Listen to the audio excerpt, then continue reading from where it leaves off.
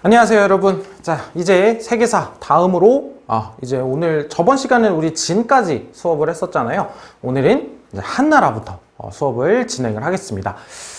이제 중간중간 이제 왕조가 끊기기 때문에 한 번씩 여기 이제 처음에 얘기를 할 때 이전에 어디까지 했는지를 간단하게 얘기를 할 거예요, 매번. 자, 그래서 이전 시간에는 어떤 얘기를 했었냐면 춘추전국 시대 에 대해서 이야기를 했었고, 그러니까 주나라가 동쪽으로 수도를 옮기게 되면서 그 동주 시대가 시작이 되면서 이제 분열기인 춘추 전국 시대가 시작이 됐었고, 그 춘추 전국 시대의 특징들 다 공부를 했었고요. 그 이후에 춘추 전국 시대를 통일하게 된 진나라에 대해서 공부를 했었습니다. 하지만 진나라는 가혹한 법가적인 통치라던가 너무 엄격하게 형벌을 적용을 한다던가 아니면은 뭐 여러 가지 토목공사 이런 여러 가지 문제들로 인해서 농민반란, 대표적인 게 이제 진승, 오광의 난 이런 거였죠. 그런 것들을 통해 가지고 결국 진나라가 멸망을 하게 되죠. 자, 그 진이 멸망한 이후에 만들어진 한나라. 그 다음에 한이 멸망한 이후에 400년 정도 지속이 되거든요. 한나라는. 한이 멸망한 이후에 다시 중국은 분열기에 빠져들게 됩니다. 오늘 그 이야기 한나라부터 위진 남북조 시대의 이야기까지 진행을 할 거고요. 교과서는 35에서 38페이지입니다. 자, 그럼 수업 한번 시작해 보도록 하죠. 자, 교과서 35페이지에 한의 성립과 발전입니다. 그래서 시작이 나오죠. 진이 멸망한 이후에 자, 근데 진이 멸망한 이후에 상황이 어떻느냐? 자, 진이 멸망한 이후에 대분열기가 잠깐 또 시작이 됩니다. 뭐 여러 각 지역에서 내가 세니, 뭐 누가 세니 막 이러면서 막 내가 한번 해보겠다 막 이러면서 다 나오는데 그 중에 가장 강력한 세력은 유방이라는 사람과 항우라고 하는 사람이었습니다. 이 유방과 항우의 전면전이 있게 되고요. 우린 이러한 이 시기에 유방과 항우의 대결을 또 다룬 소설 초한지가 있죠. 여러분들 이제 초한지 혹시 읽어봤는지 모르겠지만 뭐 그런 것들 한번 읽어보면 좋을 것 같아요. 나중에 재밌더라고요. 재밌어요. 삼국지만큼이나 또 초한지 이 시기에도 재밌는 이야기들이 참 많이 있습니다. 그래서 진 멸망 후에 결국 유방과 항우의 대결에서 유방이 승리를 하게 되고요. 유방의 한 나라가 세워지게 됩니다. 여자분을 요 정도로 얘기를 해주시면 됩니다. 오늘따라 말이 꼬이네요. 자, 그래서 여기는 여러분들이 일단 인물을 중심으로 한번 황제 인물을 중심으로 한번 체크를 좀 먼저 하고 시작을 해보도록 하죠. 자, 한을 세운 고조, 한 고조인 유방. 그 다음에 그 이후에 여러분들이 좀 중요하게 봐주셔야 될 가장 중요하다라고 할 만한 한나라에서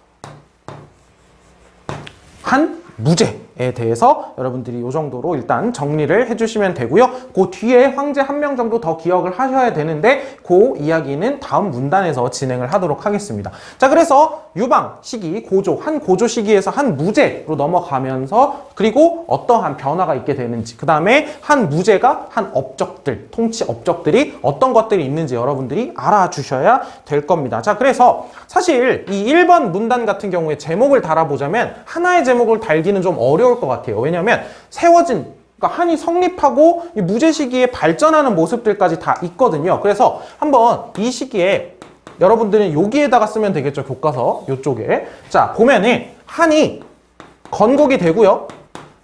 건국을 한 한나라 고조의 업적에 대해서 먼저 한번 살펴볼 거고, 그 다음에 한 무제의 시기에 있었던 일들에 대해서 한번 얘기를 해볼 거다라고 하는 게 요게 이제 1번 문단에 있는 내용들이다라고 보시면 되겠습니다. 자, 그래서 한을 세운 유방, 한 고조는요. 처음에 자, 이제 그럼 지방을 통치해야 되잖아. 또 한이 이제 이 분열기를 통일을 했으니까 다시. 자, 그럼 이 통일을 했을 때 고조는 뭘 하고 싶었냐면 사실 봉건제를 실시하고 싶지가 않았대요. 9년제를 실시하고 싶었대. 그런데 9년제를 실시하는 데는 9년제만 전국적으로 실시하기에는 좀 몇 가지 걸림돌이 있기도 해서 첫 번째, 자, 고조는요 자기를 도와준 사람들이 매우 많아요. 한나라가 결국에 항우에게 승리하고 통일을 하는데 자신들을 도와준 사람들이 많습니다. 자, 그러면 한나라가 건국이 된 이후에 어떤 작업들이 필요할까요? 그 사람들을 공신 있잖아. 공을 세운 신하라고 하네. 이 공신들로 책봉을 해가지고 이 공신들에게 무언가 좀 고맙다라고 하는 그 표시들을 좀 해야 되잖아. 그런 필요도 있었고요. 자, 두 번째로는 이 9년제라고 하는 게 좀 어떤 것처럼 당시 인식이 있었다고 하냐면 진나라의 상징처럼 여겨졌대요. 자, 진나라가 왜 망했어? 진나라는 가혹한 통치, 막 가혹한 막 토목공사 막 이런 거 하다가 망했잖아요. 그래서 백성들을 이제 한나라가 다스려야 되는데 9년제를 실시하면 이미지 자체가 9년제? 진나라? 막 이런 이미지였다는 거야. 그래가지고 이제 그 진나라의 9년제를 전면적으로 실시하기엔 좀 부담스러웠고 또 자기를 도와준 그런 공신들에게 무언가 좀 땅을 이렇게 왕으로 책봉해가지고 이렇게 해줄 필요가 있었던 거죠. 그래서 9년제와 처음에는 봉건제를 절충합니다. 두 개를 섞었다고 보시면 돼요. 두 개를 섞어가지고 군국제라고 하는 제도를 시행을 하게 됩니다. 군국제. 그래서 군국제의 의미를 간단하게 보자면 이거예요. 밑줄 한번 거보시면 9년제와 봉건제를 섞은 겁니다. 그럼 어떻게 섞었을까는 조금 이따 그림을 보고 얘기를 하고요. 일단 군국제라고 하는 제도를 시행을 했다라고 하는 걸 한번 보시고요. 자, 그래서 전국을 안정시키려고 한 겁니다. 자, 그래가지고 이제 9년제와 봉건제를 통해서 전국을 안정시키려고 했고, 자, 두 번째로 이 시기에 한나라 위에는 흉노라고 하는 민족이 있었는데요. 매우 강력한 유목민족이었습니다. 그래서 이 북방에 있는 흉노, 자, 한나라가 처음 건국이 됐어. 그래가지고 이제 전쟁이 막 끝났단 말이야. 그러니까 흉노랑 또 대판 한번 싸우기에는 한나라가 아직 힘이 좀 딸려요. 그래가지고 처음에는 이 고조가 흉노랑 싸우다가 죽을 뻔합니다. 막 백등산 전투 이런 전투에서 막 패배하고요. 죽을 뻔해요. 그래서 처음에는 흉노와 한나라의 관계가 어떻게 설정이 되냐면 흉노한테 한나라가 흉노에게 물자 주고 이게 좀 주고 평화를 유지했다는 게 뭐 사실상 이렇게 써있긴 하지만 화친을 맺어가지고 우리가 좀 얘를 줄 테니까 우리 좀 서로 잘 지냅시다. 좀 봐주십시오. 약간 이런 느낌이에요. 그래가지고 이제 북방의 흉노에게 물자를 제공을 하고, 자, 흉노라고 하는 민족이 또 이렇게 나왔네요. 물자를 제공하고 평화를 유지하고 있다라고 하는 거 한번 살펴보시면 되겠습니다. 자, 그런데 이 고조 시기에 시작되었던 군국제라고 하는 거, 여러분 봉건제가 어쩌다가 실패했는지 다 봤죠. 주나라의 봉건제라고 하는 것들은 혈연 관계가 약해지고 점점 세대가 내려가면 내려갈수록 뭐 각자 너무 독립성이 강하잖아, 각 지역마다. 그래가지고 뭐 내가 잘났니 네가 잘났니 하면서 춘추 전국시대 같은 일들이 일어났잖아요, 결국에. 그렇다 보니까 점차 봉건제의 성격은 줄어들 거고 9년제가 많아질 건데요. 그래가지고 전국적으로 이제 9년제가 실시되어가는 흐름이 나오게 될 건데 그게 이제 무제식입니다. 무제식. 자, 그래서 중간에 점차 자, 고조부터 무제에 오게 올 때까지, 자, 봐봐. 뭐가 문제가 있냐면요. 옛날에 봉건제는 친족들에게 해주잖아요. 혈연 관계를 가지고. 그런데 지금은 공신들에게도 막 이 땅을 주고 여기에 왕으로, 제후로 책봉을 한 다음에 그 지역을 다스리게 하고 막 이랬단 말이에요. 그럼 이 사람들은 나랑 혈연 관계도 아니야, 심지어. 혈연 관계도 아니죠. 이러한 제후들이 생기는 거야. 그래서 이러한 제후들이 이제 세대가 내려가면 내려갈수록 내가 할 수 있는 건 많아요. 우리 지역에서. 사실상 내가 왕이니까. 그래가지고 막, 얘네들이 우리가 좀 뭘 어떻게 해볼까? 막 이런 생각들을 하는 거야. 그러니까 한 정부, 한 중앙에서는 황제는 어떤 생각을 할까? 황제들은 점차 제후국, 그 봉건제로 땅이 책봉된 그 제후국의 힘을 점차 줄여나가고 싶겠죠. 그래서 조금 티 안 나게 줄여나가려고 하는 정책들을 실시를 합니다. 자, 그러니까 이 제후국들, 봉건제를 통해 가지고 뭔가 땅을 받은, 봉토를 받은 그 제후국들에서 불만이 점차 쌓여가겠죠. 그래서 그 불만이 쌓여가지고 결국에 대규모 전쟁이 발생합니다. 대규모 반란이 발생해요. 우리는 그거는 5초 7국의 난이라고 하는데 쓰지는 마세요. 자, 5초 7국의 난이라고 하는데 7개의 제후국, 그래서 7국의 난 이렇게 하는 겁니다. 7개의 제후국이 반란을 일으킨 거예요. 그래가지고 여기 제후 세력을 제압했다는 게 5초 7국의 난을 제압했다 이렇게 생각하시면 됩니다. 자, 그래서 이러한 제후 세력들을 제압을 하고 결국 무제 시기가 되면 어떻게 9년제를 전국적으로 실시하게 됩니다. 자, 그러니까 방향은 처음엔 9년제와 봉건제를 같이 실시했지만 점차 9년제가 강해지는 방향으로 가다가 한 무제 시기가 되면 완전히 9년제를 실시하게 되었다라고 여러분들이 이 정도로 이해를 하시면 되겠죠. 그래서 중앙 집권 체제를 확립합니다. 자, 이제 중앙에서 각 지역의 9년의 지방관들을 다 파견하게 된 겁니다. 그리고 무제 시기가 되면 무제 시기에 있었던 이제 유명한 사람 중에 하나가 여기 있는 동중서라고 하는 사람인데요. 여러분들 이 사람 이름은 좀 기억을 해주셔야 되는데 이 동중서라고 하는 사람이 이제 무제에게 무제에게 이제 글을 올립니다. 이 글의 내용은 뭐냐면, 자, 이제 무제에게 황제 뭐라고 불러요? 폐하, 우리 이제 어떻게 해야 돼요? 유교에 따라서 덕이 있는 통치를 하셔야 되고, 유교를 통치 이념으로 삼으셔야 됩니다. 왜? 또 이런 얘기가 나올 수 있었던 흐름은 뭘까? 그 이전에 왕조가 뭐였어요? 진이었잖아. 진은 법가로 너무 막 가혹한 통치, 막 강력한 법가적 통치를 하다가 또 망했단 말이야.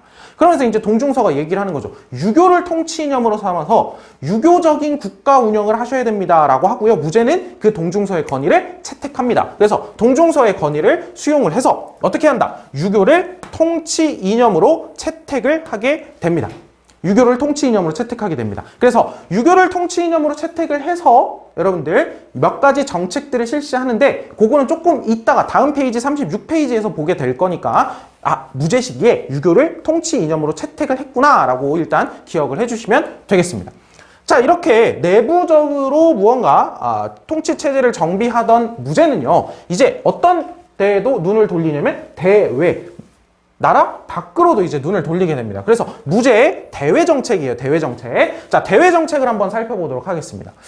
자, 그래서 무제 시기에 여러분들 한국사에서 기억이 날지 모르겠지만 한나라 무제에게 어느 나라가 망했었죠? 한국사에서 고조선이 멸망을 했었죠. 여기에서는 주어가 뭘로 바뀌었어? 한나라로 바뀌었죠. 한나라가 고조선을 멸망시킨 겁니다. 그래서 이제 대규모 군대를 파견을 해서 남월, 여기는 베트남 지역을 얘기하는 겁니다. 남쪽으로는 베트남, 그리고 동쪽으로 가서는 고조선을 멸망을 시키게 되죠. 그래서 남월과 고조선을 멸망을 시키게 됩니다. 자, 요렇게 한번 잡아볼게요. 무제의 대외 정책인데요.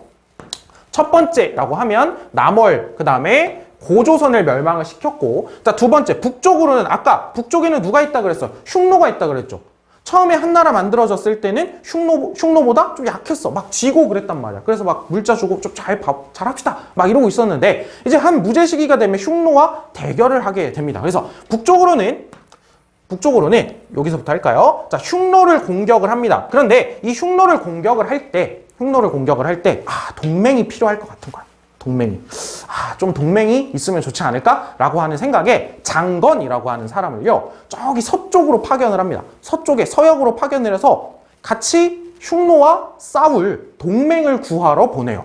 동맹을 구하러 이제 서역의 대월지, 계속 쓸게요. 계속 밑줄을 그으면 서역의 대월지에 장건을 파견을 해서 흉노와 같이 싸울 동맹군을 얻으려고 합니다. 그런데 이 대월지가 나라거든요. 대월지라는 나라에 이제 장건을 파견해서 이제 우리 같이 흉노랑 한판 뜰까? 라고 얘기를 하려고 보내는데, 장건이 중간에 잡히고 막 흉노에게 잡히고 막 이러면서 결국 동맹군을 얻는 데는 실패를 하죠. 사실 대월지까지 가긴 가요. 그런데 대월지가 뭐라고 얘기하냐면, 우리 딱히 뭐 흉노랑 싸울 생각 없는데? 라고 얘기를 해요. 그래서 동맹군을 얻는 데는 실패해요. 그래서 뭐라고 써 있어요? 소기의 목적. 원래 목적이 뭐예요? 동맹군을 얻는 거지. 그 목적은 달성하지 못했습니다. 그렇지만 장건이 서쪽으로 대월지까지 가던 그 길 있잖아. 그 길이 개척이 됐다는 거야. 이전에는 사람들이 거기를 막 많이 오고 갈 그런 생각을 하지 않았었는데, 자, 장건이 이제 동맹을 구하러 서쪽으로 쭉 갔던 그 길 있잖아요. 그 길이 개척이 됐죠. 그래서 우리는 그 길을 뭐라고 불러요? 사막길 또는 비단길이라고 부르게 되고, 실크로드라고 여러분들이 들어본 그 길이 바로 여기죠. 장건이 개척을 하게 된 길입니다. 소기의 목적을 달성하지는 못했지만 어떻다? 사막길, 비단길이 개척이 되어서, 그러니까 결국에 장건을 파견하게 된 결과죠, 결과. 이거는 달성하지 못했지만 해서 여기가 이제 서역으로 오고 가는 교통로로 자리 잡는 계기가 되었다. 굉장히 또 중요한 의미를 가지게 되죠. 자, 그러면 보면 지금 여기까지가 무제의 대외 정책입니다. 북으로 흉노하기 위해서 장건 파견했다가 근데 실패하긴 했어요. 그리고 막 사막길 개척되기도 했고, 자, 동쪽으로는 고조선 멸망시키고, 남쪽으로는 베트남 지역으로 가서 남월을 멸망을 시킵니다. 자, 이렇게 여러분이 딱 보기에도 무제 전쟁 엄청 많이 했죠. 자, 그러면 전쟁을 많이 한다는 건 국가에서 뭐가 많이 들었다는 거야? 돈이 엄청 많이 들었다는 거잖아요. 그래서 여기에 이제 무슨 얘기가 나오냐면, 국가에서 너무 많은 대외 번정을 하다 보니까 재정적으로 어려워요. 그럼 그 재정을 어디선가 보충을 해야 될 거 아니야. 그래서 그 재정을 보충하기 위해서 했던 정책들입니다. 자, 그래서 무제는 잦은 대외 원정으로 재정이 어려워져서 소금과 철을 전매를 하도록 합니다. 자, 그러면 얘들아, 소금과 철의 전매제를 시행한 이유가 뭐예요? 잦은 대외 원정으로 인해서 재정이 부족해져서 재정을 확충하기 위해서 소금과 철의 전매제를 실시한 거죠. 무슨 말인지 이해되죠? 자, 그럼 전매제가 뭐냐? 이제부터 소금과 철은 어디에서만 판매한다? 국가에서만 판매한다. 여러분, 소금 없이 살 수 있어요? 당시에 그리고 철이라고 하는 거 없이 살 수 있을까? 뭐 지금도 사실 철이라는 거 없이 당연히 살 수 없지만 소금과 철, 정말 백성들의 삶에 밀접하게 다가가 있는 이거를 국가에서만 판매할 수 있다. 완전히 독점을 해가지고 전매를 한다라고 하는 표현이죠. 전매라는 게 그런 겁니다. 그래서 소금과 철의 전매제를 실시해서 이거를 이제 재정을 확충하려고 하였고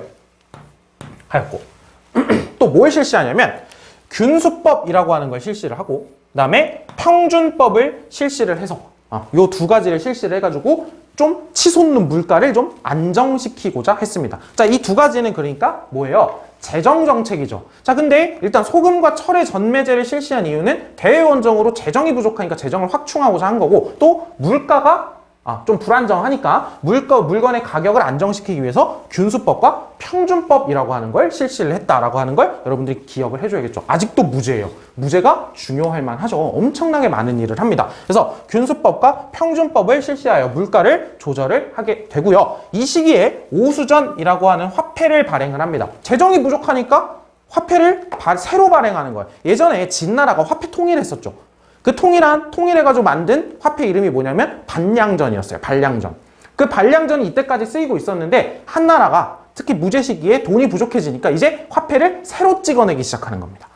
새로 찍어내면 사실 한 무제가 돈이 필요하면 더 많이 찍으면 되죠. 그러기 위해서 이제 화폐를 새로 찍는 거예요. 그래서 오수전이라고 하는 이름의 화폐를 찍어내게 됩니다. 오수전. 오수전의 이름은 왜 그러냐면 당시 이제 수가 무게의 단위예요. 킬로그램 이런 것처럼. 그래서 오수짜리 동전이다. 이 동전의 무게가 오수짜리다라고 해서 이제 오수전이라고 하는데요. 이제 전국에 유통을 하게 됩니다. 자, 그럼 우리가 지금 안 살펴본 게 뭐냐면 군국제가 정확히 뭔지 아직 안 봤고요. 균수법과 평준법이 뭔지 아직 안 봤습니다. 자, 그래서 우리가 요 얘기를 다음 그림과 설명을 보면서 이야기를 해보도록 하죠. 자, 왼쪽에 있는 게 군국제의 그림입니다. 언제 시행했다고요? 한나라 고조 시기. 처음에 이제 건국이 되고 나서 봉건제와 군현제를 절충해서 한 겁니다. 자, 그래서 거기에 여러분들이 35페이지에 있는 그 군국제 그림의 밑에 있는 설명 있잖아요. 그거를 한번 밑줄을 그어보세요. 한번 읽어보면 자, 군현제와 봉건제를 절충한 것으로 아까 얘기했고요. 자, 수도와 그 근처 지역은 군현제로, 수도에서 먼 지역은 제후로 봉해서 봉건제로 다스리게 했다라는 거죠. 자, 그러면 자, 여기 이만큼이 지금 9년제죠. 이해돼요? 지금 이만큼이 9년제예요. 자, 이만큼의 9년제는 어디예요? 수도 그 근처입니다. 수도, 그다음에 수도 인근 지역은 황제가 완전하게 영향력을 가지게 되는 군현들로 이렇게 운영을 하게 되고 멀리 떨어진 곳엔 제후를 봉토를 줘가지고 제후국을 만들어서 이 제후들이 다스리게 하는 뭘 했다? 봉건제를 실시했다. 그래서 여기 지역은 군현제로 운영을 하고 먼 지역, 수도에서 먼 지역은 봉건제로 운영을 하게 된다는 거죠. 그래서 이 봉건제로 운영을 하게 되는데 자, 먼 지역들에 있는 애들이 자식들에게 이제 세습을 해 나가고 다음 세대로 넘어가고 하면서 뭔가 우리도 한 따까리 해볼까? 좀 너무 비속어네요. 말하자마자 느껴졌어. 따까리라니. 자, 그래서 한번 해볼까? 라고 하는 그런 느낌들을 가질 수 있게 된 거죠. 혈연관계도 멀어지고 심지어 공신들을 책봉하면서 혈연관계조차 없는 애들도 있다 그랬어요. 자, 거기에다가 봉건제다 보니까 그 자기가 가지고 있는 그 제후국에서 굉장히 자기가 할 수 있는 자치권이 많습니다. 그러니까 이제 황제들은 어떤 생각을 한 거야? 이 제후국의 힘을 점차 약화시켜 나간 거고 결국 제후들이 반발을 하게 되고 그거를 빡 누르면서 한 무제가 이 9년제를 전국적으로 실시했다라고 이야기를 했습니다. 자, 그러다가 이제 한 무제의 재정정책 중에 균수법과 평준법을 설명을 안 했죠. 자, 균수법 한번 보도록 하겠습니다. 자, 균수법은 각 지방에서 많이 나는 물자를요, 세금으로 거두고 해당 물자가 부족한 지방에 팔아서 유통을 원활하게 합니다. 무슨 말이냐면요. 얘들아, 물건이 어느 지역에선 많아요. 많으면 그 지역에선 그 물건이 싸겠죠. 그러니까 물건이 많은 곳에서 그걸 국가가 세금으로 걷어. 그런 다음에 이 물건을 이제 이렇게 가지고 가요. 어디로 가지고 가냐면 거기가 어디냐면 여기에 써있죠. 해당 물자가 부족한 곳. 그럼 그곳에는 그 물건이 비싸겠죠. 거기에다가 팔아요. 그러면 물량을 조절하는 거죠. 물량을. 많은 곳에서 적은 곳으로 국가가 옮겨주는 거죠. 그래서 물가를 조절을 하는 겁니다. 물건의 가격을. 그래서 이거는 균수법은 어떻게 보면 지역별로 물가를 조절하는 거죠. 물량을. 자, 그런데 평준법은 뭐냐면 물자가 쌀 때 사두었다가 비쌀 때 시장에 푸는 거예요. 자, 어떤 물건이 있어요. 이 물건은 봄에 많이 나와요. 봄에 많이 나오면 봄에 이 물건은 싸지겠죠. 그래서 물건이 쌀 때 국가가 좀 사놓는 거야. 물건이 많을 때 사놔요. 그랬다가 나중에 예를 들면 이제 한 가을쯤 되면 이 물건이 부족해지겠죠. 그럼 한 가을쯤 돼가지고 물건이 부족해졌다는 건 물건이 비싸졌다는 거죠. 그래서 비싸졌을 때 아까 사놨던 그거를 다시 국가가 내보내는 거예요. 그러면 물가가 다시 좀 낮아지겠죠. 그래서 물가를 통제하는 겁니다. 그래서 이거는 어떻게 보면 이건 지역별 조절이면 이거는 시기별로 평준법은 시기별로 조절을 하는 거다라고 여러분들이 한번 이해를 해보시면 되겠습니다. 됐죠? 그래서 설명을 이 정도로 하고요. 자, 다음은 바로 이제 한 무제와 관련해서 밑에 있는 탐구 활동을 한번 살펴보도록 하겠습니다. 자, 탐구 활동을 한번 보면, 자, 여기 한번 보세요. 자, 전환. 지금 나중에 조금 이따 볼 건데 한나라는요, 중간에 한번 망해요, 잠깐. 그래서 그 앞쪽, 그 망한 걸 기준으로 앞쪽 한나라를 전한, 그리고 망한 이후에 다시 만들어진 한나라를 후한이라고 하거든요. 한나라의 수도는 장안이고요. 전한의 수도가 장안이고, 후한의 수도는 러양이라고 합니다. 러양. 자, 그래서 장안, 러양 이렇게 표시가 되어 있고요. 엄청나게 넓은 땅을 가지고 있죠. 특히 이쪽으로 엄청나게 넓은 땅을 가지고 있는 걸 볼 수 있죠. 그래서 예를 들어 이게 장건이 이동한 영역을 한번 보면 여기에 파란색 화살표가 장건의 서역 이역로죠. 장건이 서역으로 왜 갔어?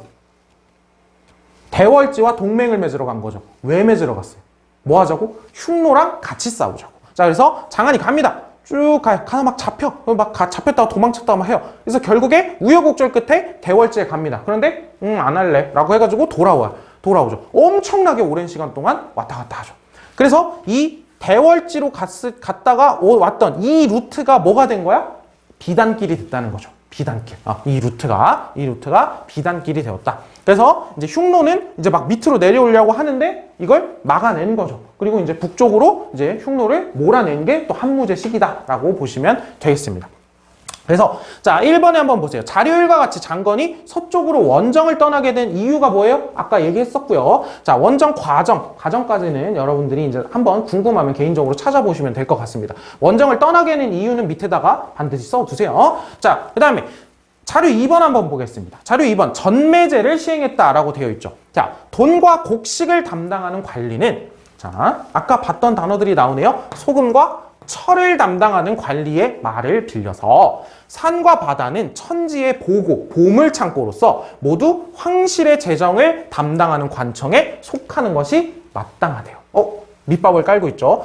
이런 것들에서 나는 물건은 다 황실 재정을 담당하는 관청으로 속하는 게 마땅하다. 그러니까 다 가지고 오겠다 이거죠. 그러므로 감히 사적으로 동전을 주조하거나 소금을 만들거나 하는 자는 벌로 왼발에 새로 된 족쇄를 채우고 기물을 몰수하는 것이 좋겠습니다. 즉 뭐 하겠다? 소금과 철 같은 것들을 국가에서만 독점하겠다라고 하는 거죠. 뭐에 대해서 얘기하는 거예요? 소금과 철에 대한 전매제에 대해서 설명을 하고 있는 거죠. 자, 그래서 이게 이제 한 무제 시기의 전매제다라고 하는 거죠. 뭐 제목도 있지만 다시 한번 써봤습니다. 자, 그럼 이걸 왜 했다고? 자, 자료 2번 보세요. 사료 2의 정책을 시행한 목적을 한번 알아보자는 거예요. 뭐 했다고? 다시 한번 잦은 대외 원정으로 인해서 재정이 부족해서 그 재정을 확충하기 위해서 했던 정책이었다. 소금과 철의 전매제. 자, 그럼 한 무제가 실시했던 다른 정책들 뭐예요? 우리 방금 봤던 균수법, 평준법 이런 것도 있고 마지막으로 화폐 만들었죠? 화폐 이름이 뭐였어요? 오수전 이런 거 만들었다. 그럼 다른 정책들도 여러분들이 정리해 올 수 있겠죠. 그래서 2번의 답도 여러분들이 써 두시면 되겠습니다. 대부분 탐구활동에 있는 답들인 여러분들이 본문에서 찾아서 쓸 수 있으니까요. 한번 보고 또 공부해보고 한번 써보시면 돼요. 방금 불러주기도 했으니까. 자, 그러면 두 번째 문단으로 가보도록 하겠습니다. 두 번째 문단도 여러 내용들이 막 섞여 있거든요. 자, 그래서 두 번째 문단도 제목부터 한번 달고 가보면, 자, 2번 뭐냐면 한해 쇠퇴. 자, 한이 쇠퇴를 합니다. 쇠퇴를 하다가 결국에 한번 망한다고 했죠. 그래서 신이라고 하는 나라예요. 신이 건국이 됐다가, 그랬다가 다시 후한이 만들어졌다가 다시 결국 멸망하게 되는 이 내용이 두 번째 문단에 들어가 있습니다. 무슨 말인지 알겠죠? 그래서 한이 쇠퇴하다가 잠깐 망해서 신이 성립을 하고, 그래서 이 한을 뭐라고 부른다? 후한이 아니라 전한이라고 부른다고 방금 좀 전에 얘기를 했었습니다. 자, 그럼 한번 내용을 한번 살펴보죠. 자, 한무제 사후에 한무제가 죽고 나서요, 외척, 환관 이런 사람들. 자, 외척은 뭐 이제 쉽게 얘기해서 황실의 친인척들이에요. 막 결혼 관계 이런 걸로 엮여가지고 막 권력을 가지게 된 그런 사람들이 외척들이고요. 환관은 이제 황제의 측근 정도로 생각하면 되는데, 우리나라에서 가장 비슷한 그림으로 여러분들이 생각할 만한 건 내시들입니다. 내시들. 근데 내시랑 좀 다르긴 한데요. 내시 정도의 머릿속에 그림을 가지면 되는데, 자, 그래서 외척과 환관, 이 사람들은 어떤 사람들일까요? 황제가 권력이 강할 때 황제의 최측근, 황제 바로 옆에 붙어가지고 권력을 가지고 하는 사람들이죠. 특히 환관은 황제를 보좌하는 사람들이잖아. 보필하는 사람들이잖아. 그래서 외척과 환관의 권력 다툼으로 이제 한나라가 점차 쇠퇴하고 있었는데, 그때의 권력을 잡은 게 외척 중에 왕망이라고 하는 사람입니다. 사람 이름 정도는 알아둡시다. 왕망이라고 하는 사람이요, 전하를 멸망시키고 자기가 신왕조를 세웁니다. 나라 이름이 잠깐 바뀌었죠. 신왕조를 세우게 되는데요. 자, 그러고 나서 대토지를 소유를 제한한다던가, 이 정책들을 한번 봐두죠. 자, 대토지 소유를 제한한다던가, 아니면 노비 매매를 금지한다던가, 이런 급진적인 개혁들을 실시를 하게 돼요, 왕망이. 그래서 막 주나라, 옛날 주나라 있잖아요. 우리 주나라의 제도를 본받아야 된다 이러면서 대토지 소유 제한, 노비 매매 금지 막 이런 제도를 시행을 하게 되는데, 자, 봐봐. 당시에 이제 좀 이따 볼 겁니다. 호족이라고 하는 세력들이 막 성장하고 있었거든요. 근데 이 호족들은 자기들이 토지도 엄청 많아요. 자기들이 토지도 엄청 많이 가지고 있고, 이 토지들을 자기가 직접 농사 짓겠어요? 아니지. 어떻게 하겠어? 노비들에게 시키겠죠. 자, 그런데 왕망이 뭐라고 한 거야? 야, 토지 너무 넓게 가지지 마 라고 하고요. 두 번째, 노비 사고 팔지 마 라고 하니까 그 당시에 점차 권력을 늘려가고 있었던 호족들 있죠. 그 호족들이 반발하겠죠. 그러니까 당연히 왕망의 신나라 왕조, 이 신왕조 있잖아. 이 신왕조는 오래가질 못합니다. 결국 호족들에 의해서 멸망을 해요. 호족들에 의해서. 개혁을 실시하였으나 실패하게 됩니다. 그래서 그 호족 세력들 중에 하나였던 광무제가요, 호족들의 도움을 받아서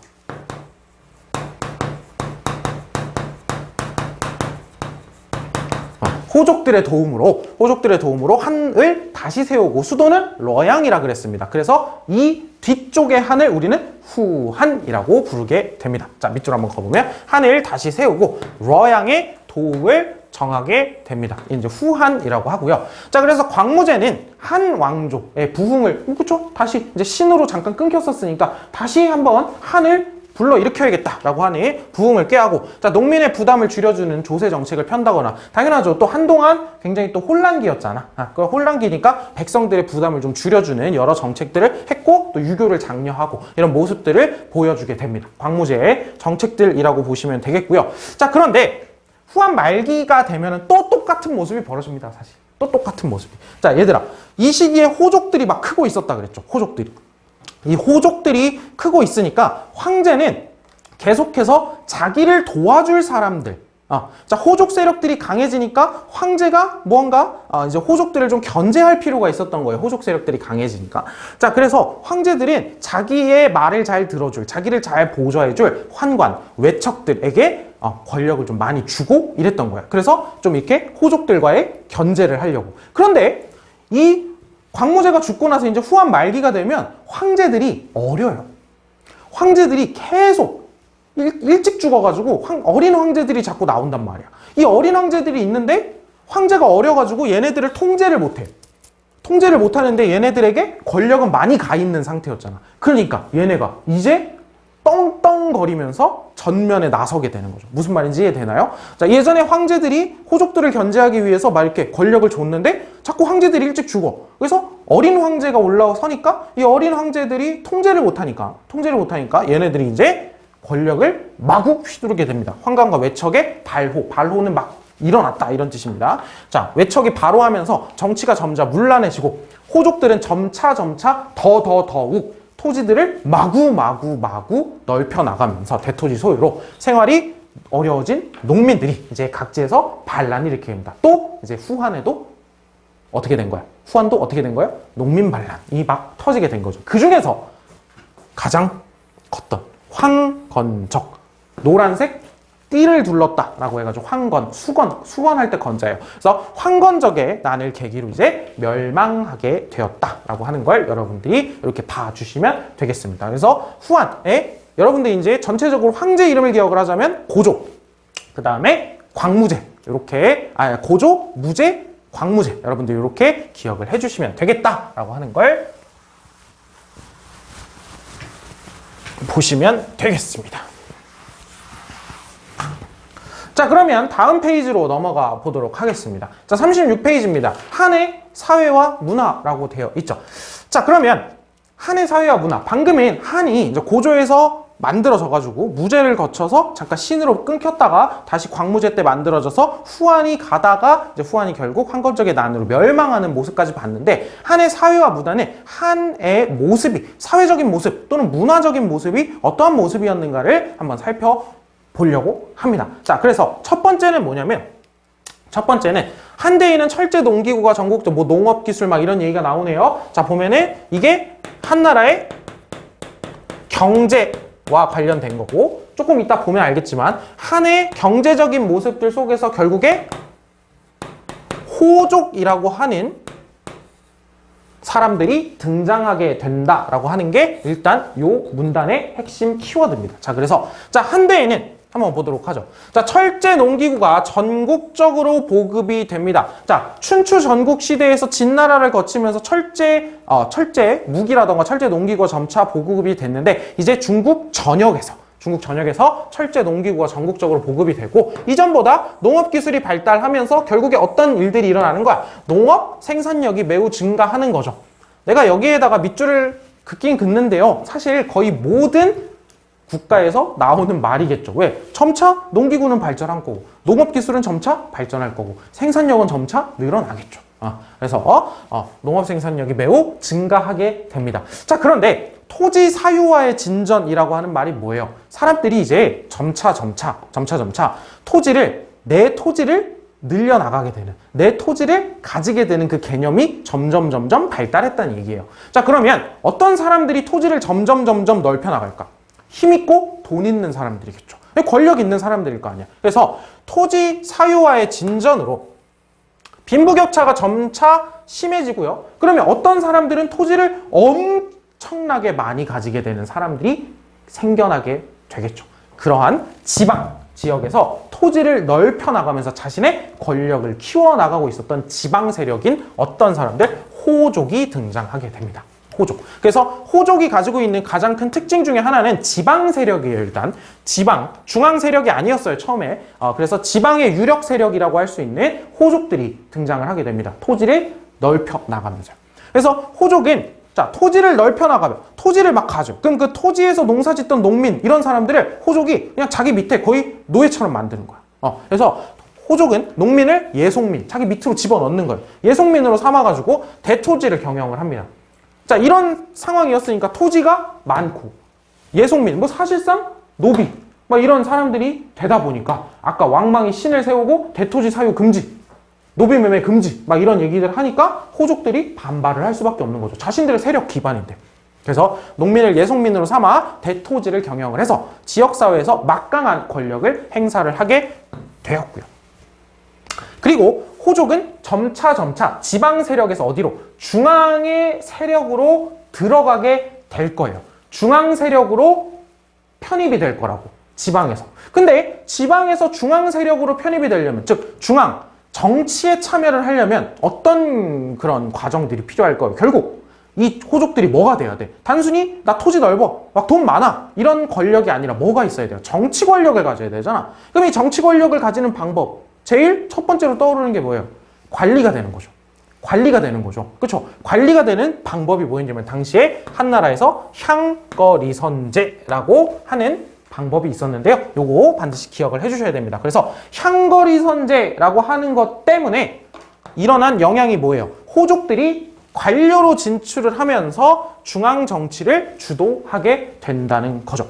자, 그런데 향거리선제가 뭐길래 호족들이 이 제도를 통해서 관리가 되어서 중앙으로 넘어갔느냐? 자, 향거리선제는 일종의 뭐냐면 추천제도예요. 추천제도. 그러니까 관리를 당시에 한나라에서 관리를 뽑았던 방식이 뭐야? 추천제도로 돌아갔다는 거죠. 자, 그러면 향거리선제는 뭐냐면 지방관이나 지방에서 권력을 가지고 있는 세력 좀 있는 지방의 유력자들이 자기 지역 내에 있는 인재를 중앙에 추천합니다. 중앙에 추천해서 관료로 선발을 하게 되는데, 자, 이 추천의 기준이 뭘까? 추천의 기준이 뭐냐면 여론이에요. 여론. 뭐냐면 여론을 기준으로 추천을 하게 되는데, 자, 이 사람에 대해서 사람들이 어떠한 인식을 가지고 있는지 이렇게 막 소문도 좀 듣고 그렇게 해가지고 이 사람이 어떤 사람인지 이렇게 쫙 보는 거야. 자기 지역에. 그래가지고 그 여론을 보고 이 사람 괜찮습니다 하고 중앙에 추천을 해서 관료로 뽑는 겁니다. 향거리선제. 물론 관료로 뽑히기 위해서는 추천받고 어차피 뭐 시험 과정을 거치긴 하는데 어쨌든 추천제라고 하는 게 핵심이죠. 자, 그러니까 얘들아, 이 여론이라고 하는 거 때문에 여론을 가지고 하는 거죠. 그러니까 즉 이 사람을 주변에서 어떻게 평가하느냐잖아. 이거를 어떻게 증명을 해요? 그렇다 보니까 지방에서 힘 있는 사람들이 많이 추천이 돼요. 지방에서 권력을 꽤나 가지고 있는 사람들이 추천이 많이 된다고. 그 사람들이 누구예요? 호족들이 많이 추천이 되는 거죠. 즉 호족 자식들 막 이런 사람들이 많이 추천이 되고 하면서 호족들이 점차 중앙 정치로 넘어가게 되는 겁니다. 향거리선제라고 하는 통로를 통해서. 그렇게 한번 이해를 해보시면 되겠습니다. 자, 그래서 이렇게 이제 호족들이 만들어지고 호족들이 점차 향거리선제 이런 장치들을 통해서 중앙 정치로 넘어가고 있다 이 말인데요. 자, 두 번째는 이제 한나라의 문화와 관련된 건데요. 두 번째 문단에서는 여기서 여러분들이 한번 읽어보세요. 읽어보면은 뭐가? 유교.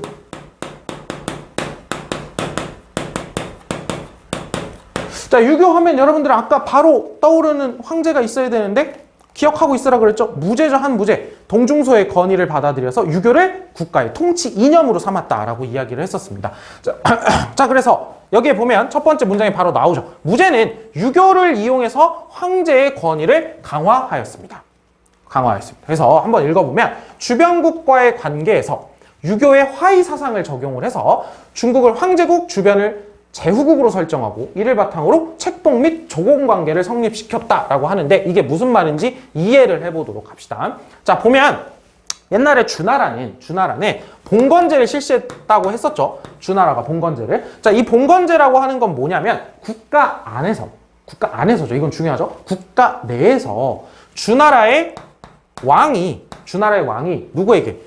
제후들에게 봉토를 줍니다. 봉토를 주고 마음껏 다스리게 해요. 다만 어떤 군사적인 의무라던가 막 이런 여러 가지 공납을 내라고 한다거나 이런 것들을 하게 한 거예요. 오케이? 이해가 되죠? 자, 그런데 이거를 뭐랑 합쳤다는 거야? 유교의 화, 이, 사, 상이랑 합친 거예요. 화이는 뭐야? 중화. 전 세계의 중심은 중국. 우리 중화다라고 하는 것. 그 다음에 주변은 다 뭐야? 오랑캐다라고 하는 것과 합쳐가지고 이러한 세계관과 합쳐가지고 이렇게 한 거예요. 자, 방금 이 봉건제라고 하는 건 국가 내에서였죠. 이제 국가 간의 관계에다가 이거를 적용시키는 겁니다. 그래서 자, 이제 한나라가 있고요. 주변국이 있어요. 이 주변국을 한나라가 뭐라고 하는 거야? 제후국이라고 책봉하는 거죠. 그러니까 어떻게 보면 그냥 관념상으로 일단 한나라가 주변국에게 봉토를 준 거야. 봉투를 주듯이 너희가 우리의 제후다라고 하면서 제후라고 인정을 하고, 자, 그러면 주변국에서 뭘 바쳐요? 조공을 바치고 그냥 이렇게 평화롭게 사는 거죠. 그럼 주변국은 한해 속국이 된 거냐? 그건 아닙니다. 그건 아니에요. 대신에 이거 거절하면 한이랑 싸워야 되잖아. 그러니까 그냥 아우 적당히 평화롭게 살자. 한이랑 싸우면 솔직히 좀 질 것 같기도 하고 약간 이런 느낌이라면 이거 받아들이는 게 낫죠. 근데 일단 한이 유교의 화의 사상을 가지고 이제 책봉 조공 관계를 이렇게 성립을 시켰다라고 하는 게 이런 의미다라고 하는 걸 이해를 해보시면 되겠고요. 자, 다음으로 또한 무제, 계속 무제예요. 무제는 여기저기에서 다 중요하네요. 무제는 유교의 보급을 위해서 교육기관인 자, 역시 유교를 보급하려면 무언가 보급하려면 어떻게 해야 돼? 가르쳐야죠. 교육기관이 뭘 설치? 태학을 설치하고 또 오경박사라고 하는 걸 두어서 유학을 장려하게 됩니다. 오경박사라고 하는 걸 두어서. 자, 그래서 태학은 학교 이름이니까 기억을 하면 되는데 오경박사는 뭐냐면요. 이제 유교에서 당시에 가장 중요하게 여겼던 5개의 경전에 대해서 각각의 경전에 대해서 박사관이라고 하는 여러분들이 아는 그 박사 맞아요. 뭔가 여기에 대해서 잘 아는 박사관이라고 하는 관직을 두고 그 박사관이 그 오경에 대해서 교육을 하게 한 겁니다. 지역별로, 지방별로. 해가지고 또 오경 박사를 가지고 지방에도 유교를 가르치고 보급하려고 한 거죠. 그래서 오경 박사를 두어서 유학을 가르쳤다. 이것도 여러분들 유교 보급을 위해서 했던 걸로 기억을 해주시고 여러분들이 같이 기억을 해주셔야 되는 거. 이런 거 왜 했다고요? 이런 거 왜 했다고? 일단 처음에 동중서가 이 유교를 통치 이념으로 할 거를 건의를 했고 그 동중서의 건의를 채택을 했다고 했습니다. 자, 그리고 한대의 유학을 계속 보면 자, 한나라 시기의 유학은 자, 근데 우리가 뭘 여러분들이 하나 까먹으면 안 되냐면 진나라 시기에 여기 써있죠. 진나라 시기에 한번 확 불태웠어요. 자, 우리 유교라고 하는 거, 유가라고 하는 거 봤었죠. 초기 유학. 자, 공자, 맹자 막 이런 얘기 했었잖아. 언제? 춘추 전국 시대에 유가 사상이 발생을 했단 말이야. 유가 사상이. 그런데 중간에 한번 끊겨요. 그게 언제야? 진나라 분서경유 때문에 한번 끊기잖아. 그랬다가 이제 한나라 시기에 다시 유교라고 하는 것들을 이제 국가의 통치 이념으로 하면서 그럼 유교 연구를 해야 될 거 아니야. 근데 이전에 막 책 다 불태우고 막 이랬어. 그러면 있는 거라도 가지고 열심히 연구를 해야 될 거 아니야. 자료가 많지 않으니까요. 있는 거 가지고라도. 그래서 이러한 상황이다라는 걸 한번 잘 기억을 해보시면 한대의 유학은요. 진시황 때 분서경유로 없어진 유교 경전을 복원해야 될 거 아닙니까? 복원.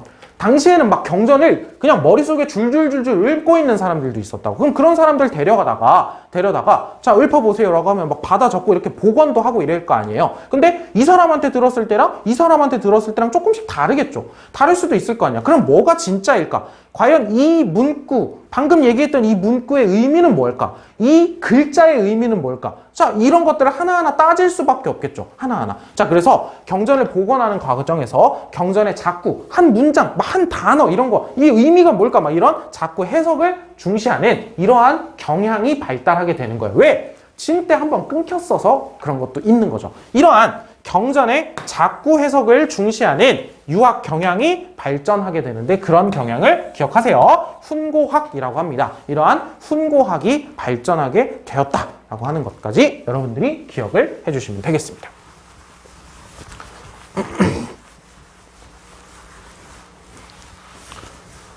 자, 그러면 다음은 유학 다음에 이제 한나라의 문화와 관련해서는 세 번째는 보면 알겠지만 쭉 보면 뭐예요? 쭉 뭐야? 역사학이죠. 역사학이죠. 자, 그 다음에 여기에 보면 또 한나라 시기의 중요한 발명품 중에 하나. 문단은 달라지진 않았지만 그냥 일단 한번 이렇게 써보는 거예요. 자, 제지술에 대한 이야기가 나오고요. 제지술에 대한 이야기가 나오고. 자, 그럼 한번 보겠습니다. 자, 역사학에 대해서 이야기를 해보죠. 역사학. 자, 한나라 시기에도 이제 한나라 시기의 역사라고 하는 걸 쓰게 되는데, 역사를.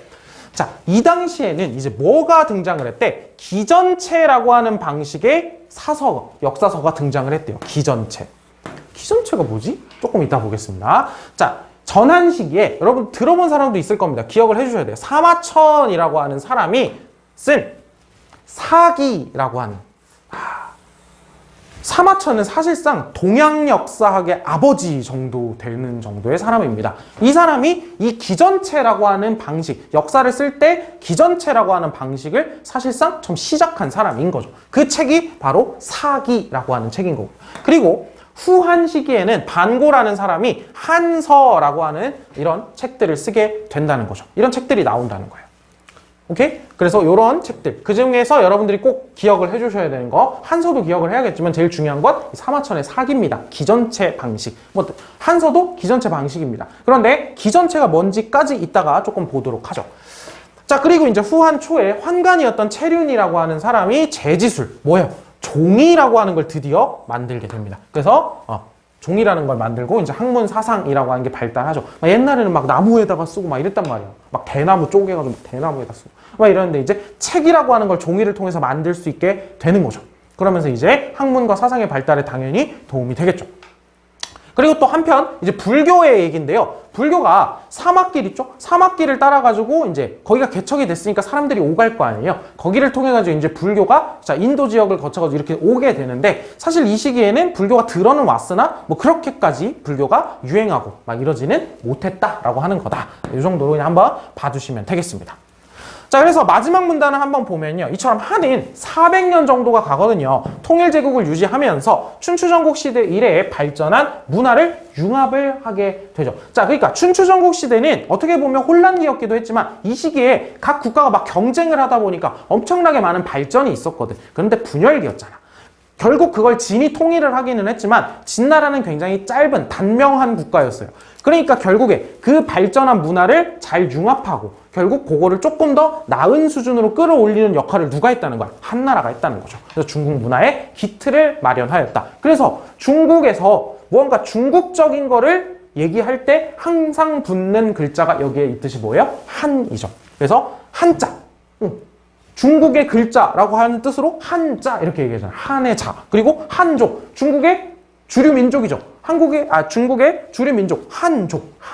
이런 식으로 중국을 지칭하는, 중국을 대표하는 글자로서 한을 쓰고 있다라고 하는 중국 문화의 기틀을 마련했던 그런 시기였다라고 여러분들이 한 시기를 기억을 해보면 되겠습니다. 자, 그럼 이제 한에서는 뭐만 보면 되냐면 기전체라고 하는 게 뭔지를 한번 보자는 거죠. 자, 봅시다. 자, 세계사백과의 사마천의 사기라고 되어 있는데, 자, 여기 위에. 자, 사마천은 아버지도 역사 편찬 업무를 담당을 하던 사람이었는데, 결국에 이제 아들이 대업적을 이루게 되는 거죠. 사기라고 하는. 자, 그런데 사마천은 좀 아픔이 있는 사람이에요. 흉노랑 싸우다가 이제 흉노에 투항을 했던 이릉이라고 하는 사람을 변호를 하다가 궁형이라고 하는 걸 당하게 되죠. 이릉을 변호하다가 한무제의 미움을 사요. 그래서 한무제가 야, 너 죽을래? 아니면 궁형 당할래? 라고 해서 당시에 사마천은 사기를 쓰는 중이었다 그러죠. 그래서 이거는 다 써야 돼 라고 하면서 치욕을 참고 궁형을 당하게 되는데 궁형이 뭔지는 검색해보세요. 좀 아픕니다. 이름만 들어도 난 아파요. 자, 궁형을 당하는 아픔을 겪었지만 결국에 사기를 완성을 하게 됩니다. 자, 여러분, 특히 이제 이 동양 역사학에서는 크게 서술 방식을 두 개로 나눠보라고 하면 하나는 시간의 순서대로 기술을 하는, 여기에 있는 시간의 순서대로 기술을 하는 편년체라고 하는 방식이 있고요. 주제별로 서술을 하는 기전체라고 하는 방식이 있는데 그럼 기전체는 주제별로 역사를 쓰는 거구나 라고 하는 걸 알 수 있겠죠. 역사서로 자, 황제들 있죠. 황제들의 역사에 대해서 쓴 파트가 본기예요. 자, 그 다음에 제후들의 역사에 대해서 쓴 파트는 세가. 그리고 이런 사람들이 아니지만 황제도 아니고 제후도 아닌데 중요한 인물들에 대해서 다룬 열전이라고 하는 파트가 있고요. 그 다음에 제도와 문화를 정리해 놓은 서라고 하는 파트가 있고 연표, 전체적인 연표를 정리해 놓은 표라고 하는 파트가 있습니다. 이렇게 주제별로 황제라는 주제, 제후라는 주제, 인물, 그 다음에 제도, 문화라는 주제, 연표라는 주제로 이렇게 주제별로 서술을 한 게 기전체 방식입니다. 그래서 동아시아 전체에서 앞으로 이런 방식, 이 기전체 방식의 역사 서술이 앞으로 굉장히 많이 나오게 됩니다. 그래서 거기에 이제 열전에는 중국의 장군이나 학자, 사상가 이런 인물들이 등장을 하게 되는데 여러 가지 사람들의 이야기가 서술이 되어 있다라고 하는 걸 여러분들이 한번 보시면 되겠습니다. 그래서 기전체가 뭔지 이렇게 이해를 하면 되겠죠. 자, 지금 수업을 시작한 지 얼마나 됐는지 뭔가 잘 모르겠기는 하지만 뭔가 일단은 한번 끊어야 될 것 같습니다. 느낌이 지금 바로 위진 남북 쪽까지 넘어가기에는 아직 조금 시간이 좀 빠듯할 것 같아요. 자, 그럼 일단 한번 끊고 그럼 조금 이따가일지 다음 시간일지는 모르겠지만 조금 이따가 위진 남북 쪽 37페이지로 가보도록 하겠습니다.